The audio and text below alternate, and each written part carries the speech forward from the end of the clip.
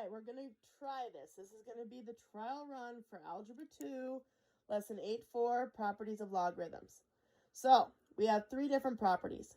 We have log b, m times n, and when we expand it, so this is like our single condensed logarithm. When we expand it, we now add, keep the bases the same, but add the two logarithms together. That's called the product property. When you are dividing and the bases are the same, when you expand it, you subtract the two logarithms, keeping the bases the same. That's your quotient property. When you are taking it raised to a power, you take the power, shift it out front, keep the base the same, and then what it equals the same. That is your power property. So these are our single logarithms. These are our expanded logarithms. Sometimes they call these condensed logarithms. Product property, quotient property, power property. And keep in mind, when we are doing especially these top two, it's just like when we were adding or subtracting our exponents. So when you multiply, you add. When you divide, you subtract. So a couple of examples. Write each logarithm as a single log. So I have the bases the same in each of those. So now when I expand it out, I'm just going to write it as log base 3. Because I am subtracting, I am dividing my two, what it equals. So then I end up getting, since I can divide those, log my base 3, 5. I leave it like that. So like this bigger one here, I am multiplying and then I've got powers. So when you multiply, remember, or when you add, you're multiplying. When you subtract, you're dividing.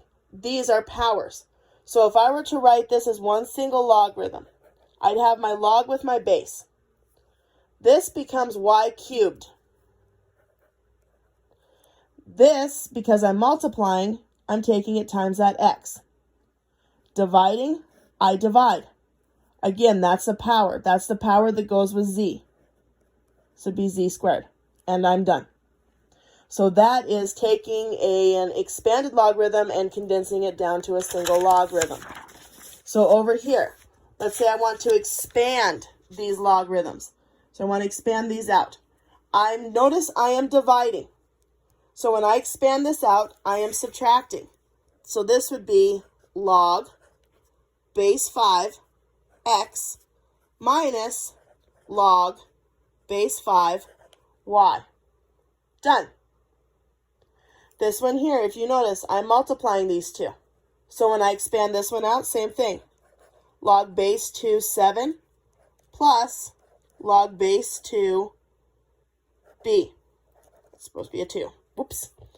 So this one here, when I expand this one out, I'm doing several things here. I'm doing a power property, a quotient property, and a product property. So when I expand this one out, I take this one first. So it'd be 3 log base z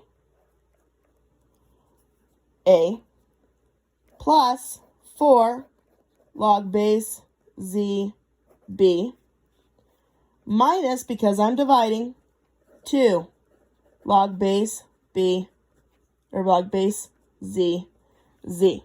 So when I look at this, if you look at these, I'm multiplying, and those are its powers. So I took these powers and I shifted it out front with my what it equals, plus I took this power, shifted it out front with what it equals, minus, because I'm dividing, took that power out front, then what it equals. So when you guys get down to the 44 through 55, these are a lot of times when we don't have abilities to have calculators. They've used something called the slide ruler, and that's something way back in the day with logarithms. So with the slide ruler, you'd move your slides over with the bases, and then you come up with these decimal points. Okay? And so what the book gave you is they already gave you the decimal points. So we're trying to figure out how to get log 24 using just these three numbers. Well, I know to get 24, it is 6 times 4, right? So when I expand it out, I would take log 6 plus log 4. So I would take my 0.7782 plus my 0.6021, and I will let you guys do the rest to figure out what the decimal of log 24 is. And it's that simple. It's not that bad. So when I do this final one here, I know that this is going to be log 5 to the 1/2. Square root. Square root is the power of 1/2. Do the power rule. Take that root, shift it out front. Now we know what log 5 is, so you're going to just take 1/2 times what the log 5 is, 0.6990, and I'll let you do the rest. So there it is. That is this lesson in a nutshell. I will also post what the assignment is on Google Classroom, and I will try to post like a YouTube video so that you have that tool available as well. I know some of you guys may not have your books at home, so as soon as we get up to the school, I can grab books and figure out, maybe take pictures of the assignment so that you guys who don't have books at home will be able to still do the assignment, and then we'll go further from there. Probably have you guys just submit your assignments via Google Classroom. So we'll work something out. So if you have any questions, let me know. You guys have me on Facebook Messenger. A lot of you have can ask me questions right on the discussion for the Google Classroom. So there it is. First trial run. We'll see how this goes.